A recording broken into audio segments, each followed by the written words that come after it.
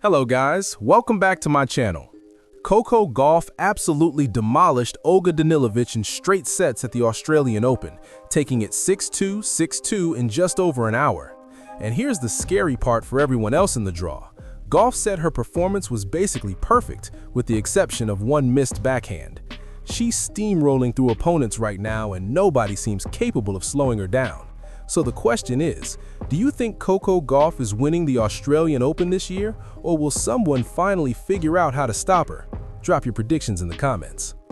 Coco put on an absolute clinic at Margaret Court Arena, dismantling Olga Danilović 6-2, 6-2 in a match that was never even remotely competitive.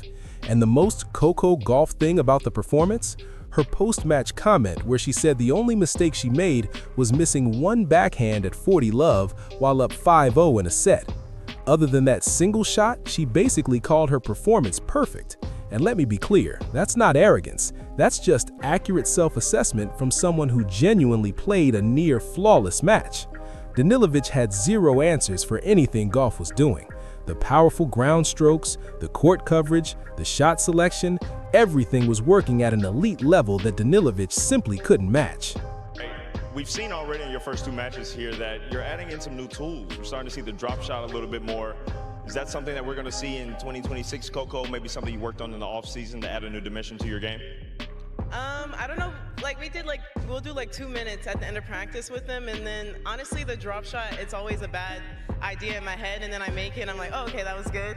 I saw Carlos yesterday and I was like, I'm trying to drop shot like him. In my first match I won 7 drop shots. Let's start with some context on this matchup, because it really explains why Gauff was such a massive favorite, even though Danilović came in off a pretty impressive first-round win.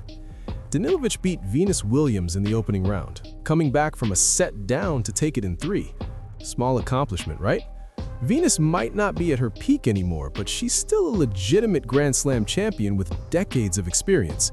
Beating her at a major tournament takes real skill and mental toughness. But here's the thing, Venus Williams in 2026 and Coco Gauff in 2026 are on completely different levels. Danilović probably walked into the match knowing she needed everything to go perfectly and Gauff to have an off day just to have a chance. Instead, she got the exact opposite. Gauff came out firing from the very first point and never let up for the entire hour and 17 minutes. On paper, the 6-2, 6-2 scoreline tells part of the story, but what it doesn't show is just how dominant Gauff was within those games. Danilović wasn't getting blown off the court by aces or unreturnable serves. She was methodically dismantled by someone better at every aspect of the game right now. Gauff's ground strokes were crushing Danilović from both sides. Her movement was so sharp that she was getting to balls that should have been winners and turning them into opportunities to attack. Her serve, which she mentioned feeling better about in this match compared to the first round, was setting up easy points. And perhaps most impressively, her shot selection and tactical awareness were absolutely on point. Which brings us to one of the most interesting storylines from the match, Gauff's use of the drop shot. Fans who follow her closely know that historically, the drop shot has been a bit of a gamble for Gauff. Sometimes it works brilliantly, other times it fails spectacularly, and there's never really a clear pattern for when she should or shouldn't go for it. But here's where it gets really impressive. Back in her first-round match, Gauff won 7 points off drop shots, which she said might be the most she's ever won in a single match. And in this match against Danilović, she won every single drop shot point she attempted, every single one. That's not just good execution, that's reading the situation perfectly and knowing exactly when your opponent can't handle that shot.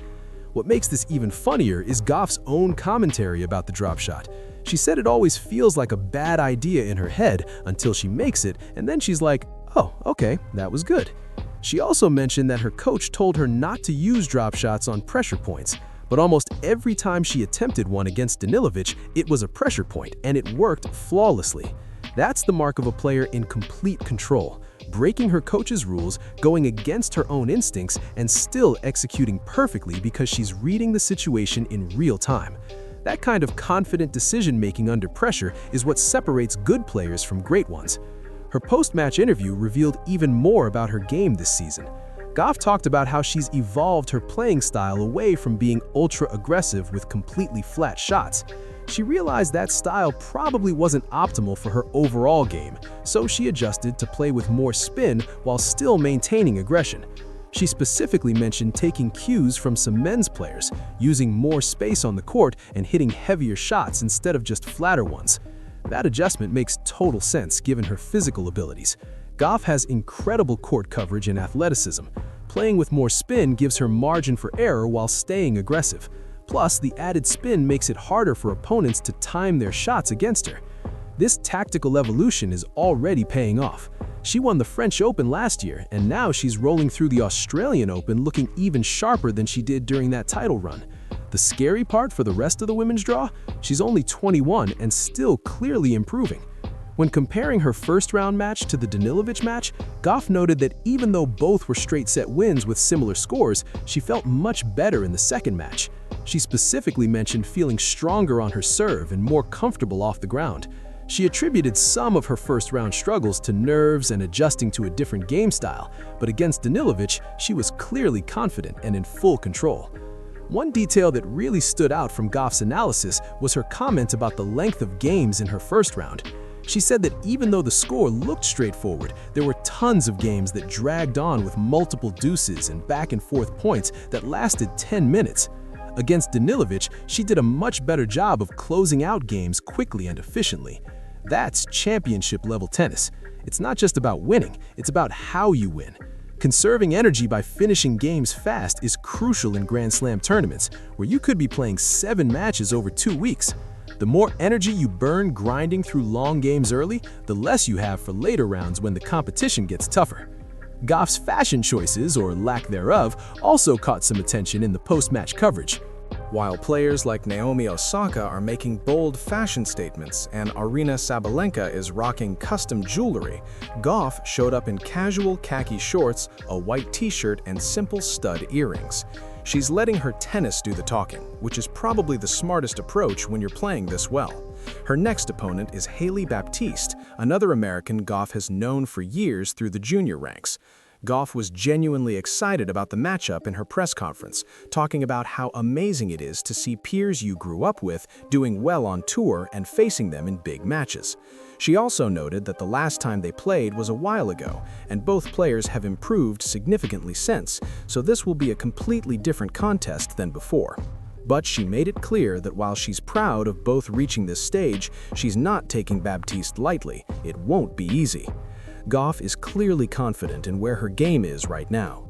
The media coverage of her press conference is also interesting because a lot of the questions focused on her political and philanthropic views rather than the actual match she just dominated.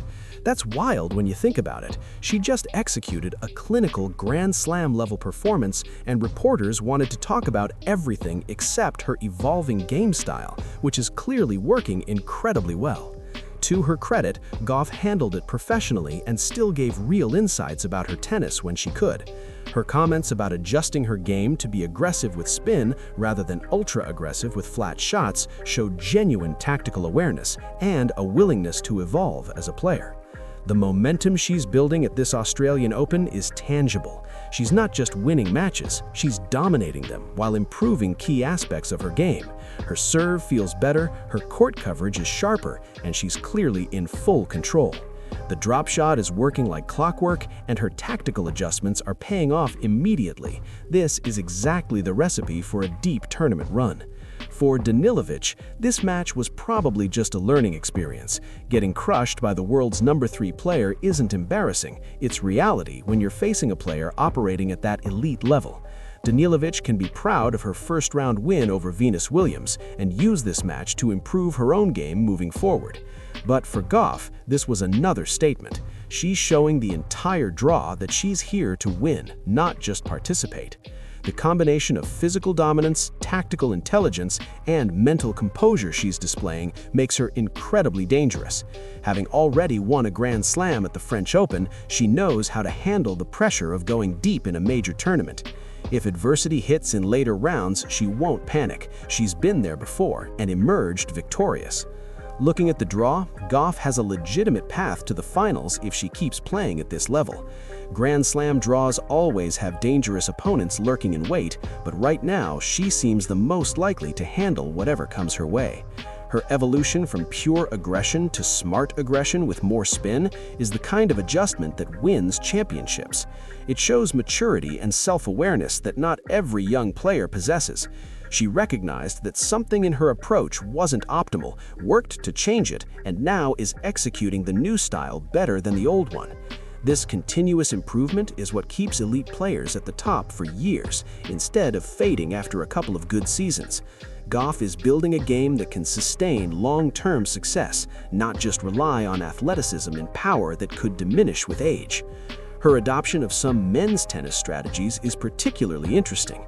Top-level men's tennis often uses heavy topspin ground strokes that create tricky conditions, higher bounces, unusual ball movement, and timing challenges for opponents. Gauff, incorporating elements of that style into women's tennis, gives her a unique edge because most opponents aren't used to that kind of ball flight and spin. Coco Gauff is rolling through the Australian Open, looking absolutely unstoppable after consecutive dominant straight-set wins. Her game has evolved, her confidence is sky-high, and everyone else in the draw should be on notice. For more coverage of Gauff's championship run, hit that like button and subscribe.